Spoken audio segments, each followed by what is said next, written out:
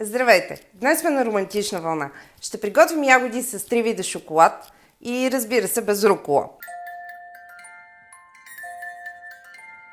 За целта са ни нужни ягоди, които предварително съм измила и подсушила много добре. Това е важна стъпка от нашата рецепта. 3 вида шоколад – бял, млечен и черен. Аз използвам най-обикновен шоколад по 100 грама, купен от магазина. По една капка олио във всяка една от чашките с шоколад, 2 фунийки от хартия за печене и бамбукови шишчета. Първоначално трябва да разтопим шоколада. Аз ще започна с млечния шоколад. Ще го разтапям в микровълнова фурна, като го поставям в микровълновата фурна за 2 минути. След всеки 2 минути ще разбъркам, за да видя дали е успял да се разтопи. Той на практика напълно се е разтопил. И му слагам една буквално капка олио. Капка, не повече. И разбърквам много добре. Вземаме една ягода, набучваме на шишчето.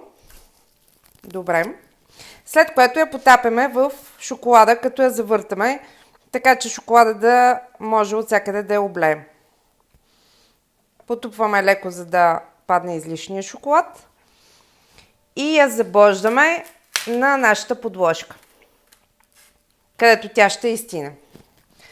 И така продължаваме с останалите ягоди. Много е важно ягодите да не са студени, а да са с нормална стайна температура, за да не залепва твърде бързо шоколада върху тях. Повтарям процедурата с черния шоколад. За моя изненада, въпреки 2 минути в микровълнова фурна, този шоколад не се разтопи достатъчно добре, което означава, че трябва да го сложа за още малко. Когато го разбърквам, парченцата обикновено се разтапят в горещия шоколад, но в случая те остават цели. Буквално 30 секунди шоколада е напълно готов, вече няма парченца в него, което означава, че можем да започнем да топиме следващите ягоди. Напомням ви, че ягодите трябва предварително да са много хубаво подсушени и да не са студени, за да не залепва бързо шоколадът по тях. Правим същото и с белият шоколад. Шоколадите са различни, затова е различно времето на топене, така че след като ги пуснете на 2 минути, трябва да проверите дали са добре и ако трябва вече с по минута или с по 30 секунди да ги доразтопите. Като е хубаво добре да ги разбърквате, защото от температурата те така или иначе се доразтварят. Ето примерно белият шоколад почти напълно се разтвори. Добавяме капката с олио. За да не ви пробива шишчето ягодите и да не излизат и да не се пускат надолу, го сложете от дебелата страна, а върха му да остане отдолу.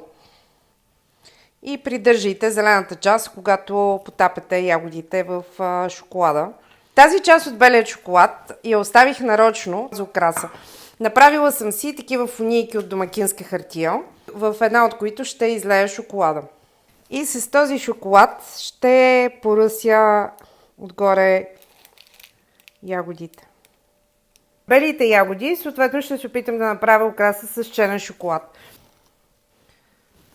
Сега ще ги оставяме в хладилника за 30 минути, за да стегнат добре, след което ще ги сервираме.